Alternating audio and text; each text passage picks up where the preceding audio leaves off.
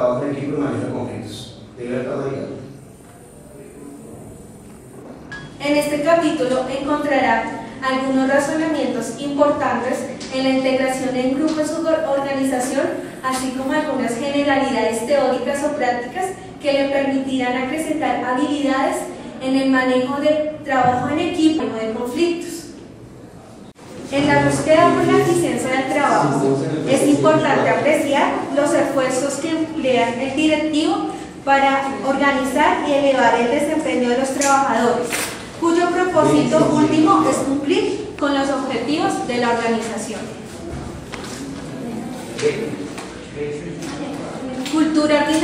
Cultura organizacional y el trabajo.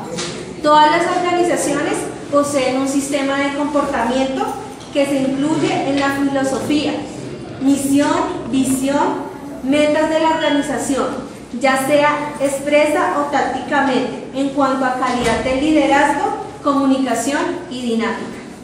Se identifican 4 modelos de comportamiento organizacional: el autocrático, en el cual se considera la autoridad como alguien que sabe lo que es mejor para la organización y que cree que el empleado debe ser dirigido; el de custodia, que motiva al empleado en sus labores a través de programas de bienestar que se conocen como prestaciones y contratos de trabajo de por vida. Allí podemos encontrar sindicatos y el gobierno. El de apoyo, en el cual el buen manejo de la empresa depende nada más que del liderazgo que inculca el directivo y de los otros procesos de la organización que ayudan al empleado a que realice su trabajo con eficiencia. Y por último, el colegiado, en el cual el logro de los objetivos depende principalmente de una dirección que logra crear una sensación de compañerismo entre los empleados. Aquí vemos los modelos de comportamiento organizacional según las bases del modelo: orientación administrativa, orientación de los empleados, resultados psicológicos de los empleados, necesidades satisfechas de los empleados y resultados de desempleo. Como parte de las organizaciones, hay algo muy importante que hay que tener en claro, y es que en todas las organizaciones existe algo que se llama competitividad. Que la competitividad básicamente se trata de cómo poder competir con óptimos resultados con otro tipo de compañías. Para ello, en la asignación de tareas existen 2 tipos de grupos o de sistemas o partes para poder generar ese tipo de asignación de tareas. Hay uno que es la parte individual, donde lo que se quiere es colocar un individuo, darle una tarea, asignarle un compromiso para que él mismo responda por él. Pero también existen los compromisos grupales. ¿Cuáles son los compromisos grupales? Básicamente es lo que es la realización de asignación de tareas a un grupo que tiene que ser superior a 2 personas y mínimo a 4 personas. Dentro de esa actividad se necesita, primero que todo, como características básicas, la asertividad, se necesita proactividad, se necesita concentración, compromiso, pero además, creo que lo más importante es los resultados. De aquí ya se pasa a algo que es muy importante, y es el equipo de trabajo. Dentro del equipo de trabajo es fundamental tener en cuenta que se diferencia un grupo, en que el grupo solamente hay participación de personas, mientras que en el equipo de trabajo no solamente hay participación, sino también hay un compromiso individual y grupal. Para que ello dé resultado es necesario, primero que todo, que haya un buen liderazgo. Si no hay liderazgo, se convierte el equipo de trabajo en solamente un grupo, donde todos participan en tareas y para de contar. Pero en el equipo de trabajo, el liderazgo es muy importante para el manejo de las diferentes emociones, comportamientos, actitudes de cada uno de los miembros, para generar una interdependencia y donde entre todos generen una misión hacia un mismo resultado. Esa es la diferencia entre el equipo y el grupo de trabajo. Lo que se quiere y lo que se pretende en las organizaciones en la actualidad es eso, que no hayan tantos grupos, sino más que todo equipos de trabajo. En cuanto a la responsabilidad compartida entre la dirección y el personal, es requerido que cada vez los profesionales seamos más más competitivos para el mundo global en el cual nos encontramos, y así dejar el esquema de autoritario que se venía manejando para así empoderar a los funcionarios que nos colaboran en nuestros equipos de trabajo.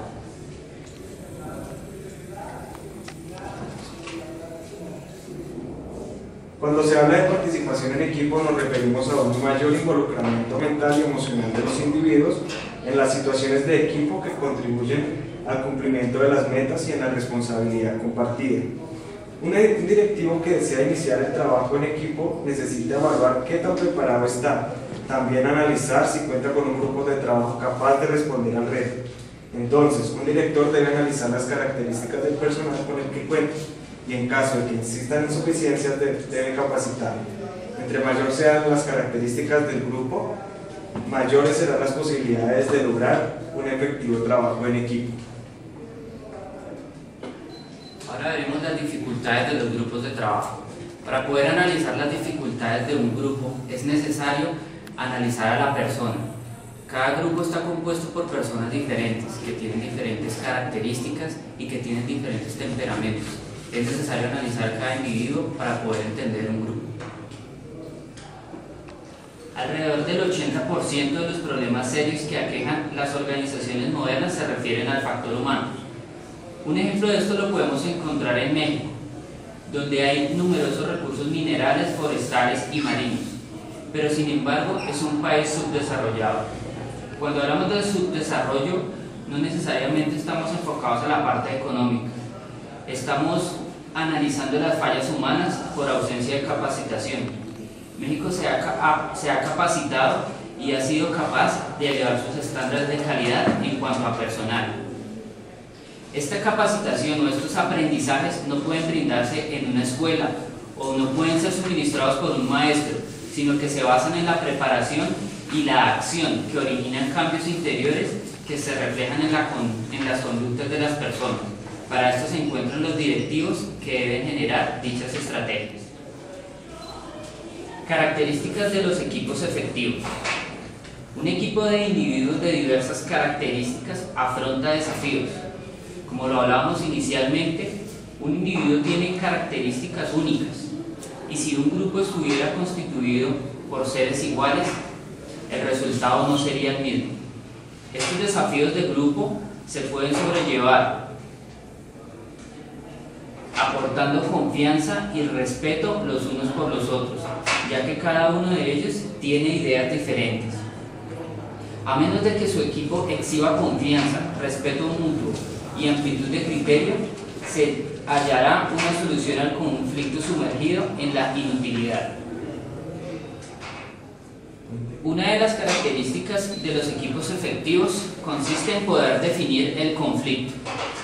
El conflicto central está enmarcado en las tareas, misión, visión y las políticas de la organización. Luego hay que analizar y conocer cada una de estas. ¿Qué se necesita para esto? Significa conocer la misión, la visión, las políticas. Para poder analizar las características de los equipos efectivos es necesario analizar el conflicto. ¿Cuál es el conflicto central? Esto está enmarcado en las tareas, la misión, la visión y las políticas de la organización. ¿Qué se necesita para esto, para sobrellevar este conflicto? Para poder solucionar el conflicto es necesario que las personas conozcan la misión y la visión y estas políticas. ¿Cómo hacer que el personal trabaje? Para esto, el personal puede estar clasificado en 3 grupos. Podemos clasificarlo como el empleado que más trabaja. Este empleado es el que hace el 120% de las labores que se le asignan. También podemos encontrar el que trabaja lo que se le asigna. Es un empleado que simplemente realiza su 100%. El que busca la manera de no trabajar. Es un empleado que siempre está buscando trabajar menos de un 50%. Siguiendo con las características de los equipos efectivos, encontramos que los equipos efectivos no son más que la capacidad que tenga el líder en poder llevar a cabo todas las situaciones que se presenten en un equipo, ya sean muy buenas o no tan buenas. Depende de la facilidad que el líder tenga para poderla llevar y encaminar el equipo.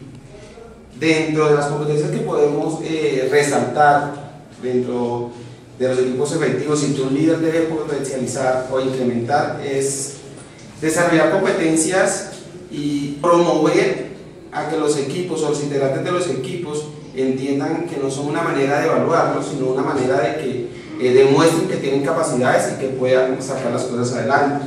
Tener claridad de las competencias. Un líder no puede pedir aclaración en un tema si no ha tenido una capacitación suficiente a los empleados o a los colaboradores del mismo equipo.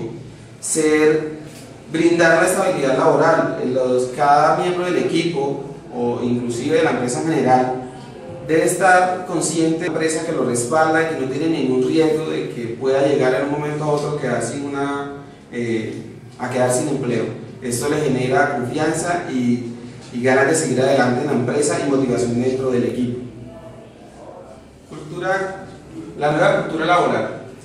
Pues estamos acostumbrados o venimos de la historia donde el jefe o la persona líder de una empresa es quien toma la decisión, quien dirige a una empresa, pero nunca cuenta con el modo de pensar o con lo que otra persona pueda aportar a una decisión. Entonces la nueva cultura dice que las empresas van enfocadas a las recompensas, a procesos de trabajo, a liderazgo, a acompañamiento, a comunicación. Precisamente esa es donde más se focaliza nuestro tema, la comunicación que se puede haber entre el equipo y los líderes. Que una empresa tiene más capacidad de rendimiento, de considerar a los empleados como parte fundamental de la misma y los tiene en cuenta para todas las decisiones, que los motive, que les comente a tiempo, que los mezclen las decisiones importantes de la organización y que lo tenga en cuenta dentro de lo que se planea hacer en el futuro. Es importante que cada empleado o cada colaborador tenga claro qué quiere la empresa y poder aportar su granito de arena, pero muchas veces se caen los directivos no son tan espontáneos en comunicar ese tipo de decisiones que se tienen y al final nadie sabe para dónde va y no se llega al resultado o a los objetivos que en realidad la organización necesita. Necesidad de una nueva cultura laboral. ¿Por qué es necesaria una cultura laboral? Porque es indispensable que la organización se adapte a los cambios del mercado a nivel global. Las teorías administrativas que toman auge a partir de la segunda mitad del siglo XX, sustentadas en el mejoramiento de la productividad, plantean la transformación de las organizaciones y a los individuos dentro de estas. Se busca la cooperación y desarrollo conjunto, individuo-organización, y la productividad es responsabilidad de todas las partes, desde la definición de objetivos hasta los resultados, pasando por los procesos de trabajo. El modelo tradicional, basado en la prestación en forma subordinada de servicios a cambio de una contraprestación salarial, define roles claramente diferenciados entre patrones y trabajadores. Los primeros dirigen, los trabajadores deben ejecutar las tareas conforme a los requerimientos establecidos con calidad, orden y disciplina. Los bienes o servicios producidos son patrimonio del patrón y el trabajador recibe un salario por sus servicios. Bases para una nueva cultura laboral. Primero, aceptación por las partes de la necesidad de esa nueva cultura. Tanto patronos como trabajadores deben aceptar la cultura para que ésta pueda predominar en la organización. Si alguna de ellas la rechaza, tiende a ser más complicada su implantación. 2. Reconocimiento y legitimación de las partes. Es la aceptación de que solamente es posible integrarse al mercado internacional mediante un acuerdo entre los distintos sectores sociales. Se debe eliminar toda restricción legal o de actitud a la organización laboral. 3. Mecanismos para la negociación. Macro, que se refiere a las políticas del Estado, y micro, que ya se refiere a la empresa cómo se va a adaptar a estas políticas. La negociación a nivel de la empresa no debe sustituir la negociación sectorial o macrosocial, sino que deben ser complementarias. 4. La negociación debe considerar interrelacionarse con los siguientes elementos: condiciones de trabajo, como son el empleo, la estabilidad, la tecnología; las compensaciones, como son las remuneraciones y los incentivos que la organización pueda dar a sus empleados; la productividad y competitividad, el acuerdo sobre la productividad en las empresas e instituciones requiere un acuerdo expreso entre los principales actores del proceso de producción. Y como último, el desarrollo empresarial, organizacional y personal, que van de la mano los tres para formar un conjunto y de acuerdo a ello poder tener una nueva cultura laboral. Quinto, el manejo del recurso humano, que es la parte fundamental de cualquier tipo de organización y se basa en las estrategias de competencias, políticas e intereses personales y organizacionales. Como último, la negociación no debe llevar a desregular o desnormativizar. La normatividad debe ser el marco referencial a partir del cual las partes apliquen su creatividad y negocien. Generadores de conflicto. Algunos conflictos pueden presentarse como consecuencia del tipo de administración que se tiene o se posee. Igual estos conflictos pueden resolverse de manera individual o colaborativa según se presente. Son de carácter organizacional cuando involucran total o parcialmente toda la empresa. Asimismo, tenemos tres tipos de conflictos que son interpersonales, intrapersonales y los personales funcionales. Intrapersonales son aquellos que tiene la persona consigo mismo. Seguramente esto suena como problema psicológico, pero investigaciones han demostrado que casi todas las personas presentan algún conflicto interno, ya sea de mayor o menor grado. Interpersonales. Estos conflictos aparecen cuando dos o más personas tienen distintas preferencias en la vida. Quien no tiene conflictos internos tiende a tener más conflictos intrapersonales. Conflictos personales funcionales. Este es el tipo de conflicto que uno tiene con el cargo que ocupa o ejerce y suele darse cuando se presentan diferencias entre los requerimientos del cargo y las preferencias propias. Gracias a ello renovamos las oportunidades de cambiar y crecer. Pueden ser una fuente de sinsabores, pero también una oportunidad de crecimiento. Es probable que aceptemos los conflictos como motor de la existencia humana, dirigiendo nuestros esfuerzos a desarrollar estrategias y herramientas que permitan darle un manejo de forma creativa y flexible. De igual forma tenemos tres fuentes básicas de los conflictos. La primera es por qué hacemos lo que hacemos. Este tipo de conflicto tiene que ver con nuestros valores, es decir, todo aquello que consideramos importante en la vida, nuestros principios y demás. Como segunda fuente tenemos cómo hacemos lo que hacemos. Surge de lo que se conoce como estilo conductual, es decir, forma en que preferimos hacer lo que hacemos. Cada persona tiene un estilo o forma de moverse en el mundo. Un ejemplo de este puede ser las personas muy tímidas, pero que trabajan en el área de ventas, que por su función requieren muchas llamadas de ruido a personas que nunca han hablado. La tercera fuente es lo que sabemos o podemos hacer. Esto está relacionado con nuestros conocimientos, habilidades, educación, capacitaciones, etc. Es decir, cuando hay una diferencia enorme entre nuestro nivel de conocimiento y lo que requiere nuestro trabajo. Esas son las fuentes de conflicto. La habilidad para gestionar los conflictos es una parte fundamental de nuestra preparación como profesionales. Simplemente porque esto es parte natural de nuestra vida. Hay mucha gente que no sabe cómo trabajarlos y lo que crean es una atmósfera artificial. Distinguir entre los problemas de fondo y los que son subsanables y superficiales. La mayoría de conflictos son subsanables, pero quizás los más complejos y a veces son bastante resolver. ¿Qué hacer para identificar estos problemas? Hay que identificar si la causa de este está por nosotros mismos. Si es así, debemos detectar objetivamente y darle una solución. ¿Cuándo optar por un cambio de trabajo y cómo hacerlo? Es muy difícil determinar el momento apropiado para cambiar de trabajo. No se puede tomar a la ligera una decisión bastante difícil. Claves del conflicto. Uno puede quedar tan atrapado en una discusión de grupo que no alcance a darse cuenta de un conflicto entre los integrantes. ¿Cómo reconocer los conflictos? Los miembros del conflicto hacen comentarios y sugerencias en un tono emocional. Atacan las ideas de otros antes de que puedan determinar de expresarlas. Se causan entre sí de no entender las cuestiones de fondo. Los integrantes del grupo forman bandos y se rehúsan a comprometerse. Se atacan entre sí a nivel personal de manera útil. ¿Por qué y para qué? La conducta es la forma como nos comportamos frente al medio que nos rodea. Las personas asumimos en nuestra vida diferentes tipos de conductas: colaboradores, tímidos, agresivos, participativos, etc.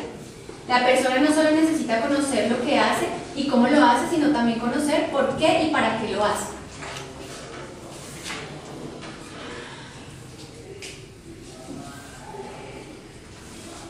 ¿Cómo intervenir en el conflicto? Etapa 1. Aceptar que el conflicto existe. 2. Localizar el conflicto real. 3. Atender todos los puntos de vista. 4. Explorar entre todas las soluciones del conflicto. 5. Obtener acuerdos y responsabilidades para la solución. 6. Hacer un seguimiento y una evaluación de resultados. Manejo de conflictos utilizando negociación y resolviendo desacuerdos. Consiste en no reaccionar emocionalmente, sino canalizar esfuerzos para resolver los problemas.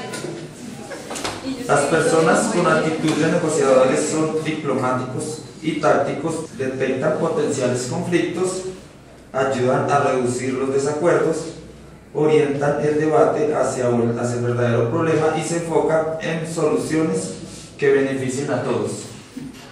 El manejo de conflictos utilizando la visión sistemática de comunicación para el cambio de comportamiento. Esta técnica consiste en asertividad, asegurar la motivación de confianza mutua, lograr un equilibrio de poder, gestionar los esfuerzos de confrontación, dividir los conflictos y fomentar el uso de grupos para los distintos aspectos del conflicto. Gracias a todos por el tiempo, esperamos que esta presentación haya sido de su agrado y que más que todo que pueda ser un complemento para el camino que llevamos en la administración de empresas. Muchas gracias.